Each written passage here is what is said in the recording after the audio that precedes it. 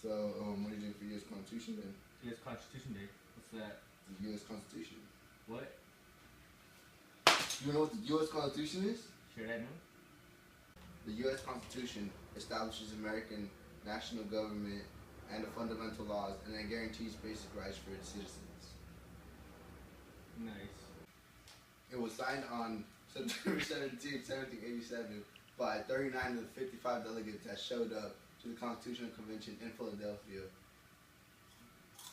America's first governing document, the Articles of Confederation. The nationalist government was weak and states operated like independent countries. At the 1787 convention, delegates devised a plan for a stronger federal government with three branches, the executive, legislative, and judicial, along a system of checks and balances to ensure no single branch would have complete power. It also has a separate document called the Bill of Rights. It has some 10 amendments guarantee basic individual protections such as freedom of speech and religion. It became a part of the Constitution in 1781. To this day, there have been a total of 27 Constitution amendments. The Constitution also has like a preamble and some other articles that I don't even know about. Actually, I know all about them right now. You do? Yeah, dude. Janice taught me well. Well, it all starts off with the preamble. Basically, the preamble is a list of reasons as to why 13 colonies separated away from their mother country and why they wanted to become their own independent nation. The next up is the Article 1. Article 1 focuses on the legislative branch. Well, if you don't know already, the legislative branch basically has Congress, which makes all the rules, and in Congress there are two houses, the House of Representatives and the Senate. Next up is Article 2. Article 2 focuses on the executive branch. In the executive branch, there are four main components in Article 2. President, Vice President, Cabinet members, and the departments. And all these four components have to enforce the laws passed by Congress. Article 3. If you don't already know, Article 3 focuses on the judicial branch. Basically, the Supreme Court justifies whether the court cases are constitutional or unconstitutional, depending on the local, state, and federal laws. Article 4. Well, Article 4 says that the states are allowed to make their own rules and their own laws for the citizens of their states. And it also said that each state is supposed to help each other to fix regional problems. And yeah, that's pretty much it. Article 4. Article 5.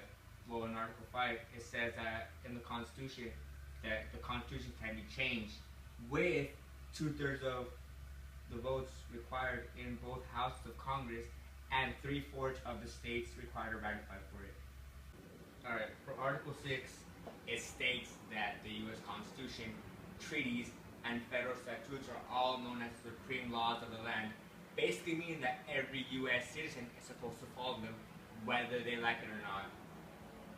And now we come to Article 7. When Article 7 it states that in September 17, 1787, the U.S. Constitution was ratified by 12 out of the 13 states that went to the Constitutional Convention in Philadelphia. Yeah, that's pretty much it, man. Cool, dude. Thanks. I didn't know that. Now you do. The more you know. Hold on, man. What was that? Dude, it looks like it's some examples of U.S. Constitution in action.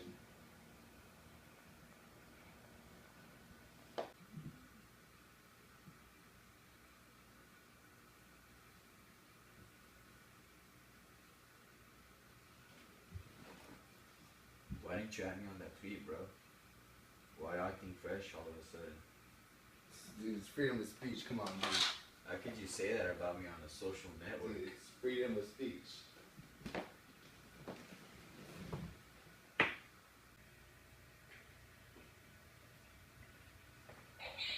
Yo, dude. Why didn't I see that text the other day? I'm not Christian anymore, dude. I'm Buddhist now. Since when? I don't have to tell you, dude. It's freedom of religion.